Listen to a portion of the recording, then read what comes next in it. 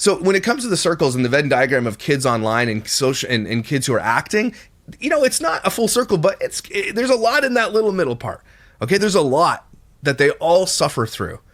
And if it's anything, when you watch this documentary to see how bad these children are treated, all that says to me is that kids who are on social media and exploited in this way have it way worse because they don't have any of the damn protections in place. There's no actors unions, there's no guilds, there's no managers that you can complain to, there's no HR departments, there's nothing like that. There's no investigations going on when something happens like what Dan Schneider did and what some of the guys did in the show, okay? So they've got it worse. So they're both bad, but the social media kids have it a lot worse, okay? Because they don't have a choice. Actors expect, kids too in the acting world, it's like they do have a choice, but they don't, still can't get informed consent from them. So that still stands. Like, okay, no longer do I want to go to SeaWorld or Marine Land because you've seen that changes your mind. This will change your mind. And if it doesn't, there's something wrong with you. Okay. Do not let your children watch Nickelodeon shows anymore. My children are never going to watch another Nickelodeon show as long as I'm in charge of what they can watch. Okay. I'm telling my daughter, and I'm going to have an honest conversation with her.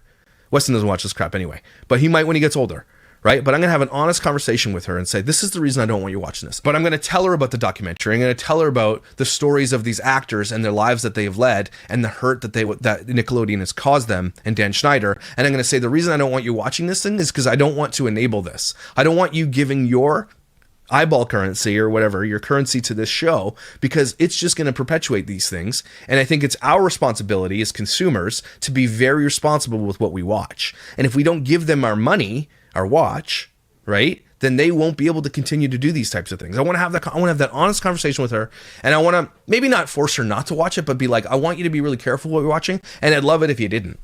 But if you want to, I understand. But here's the I'm going to educate her. There's no other way to put it. I don't care. And it ruined his relationship with his mom because he blamed his mom for getting kicked off the show. And that's really, really sad. So that's super destructive. Tiffany Smith also did this. She kicked so many kids off the show who were causing problems and parents who were causing problems. So many. Okay? These kids were friends. They build relationships and they're not welcome back and they can't say bye. His job was to walk kids around, and the parents he came across as the nice guy.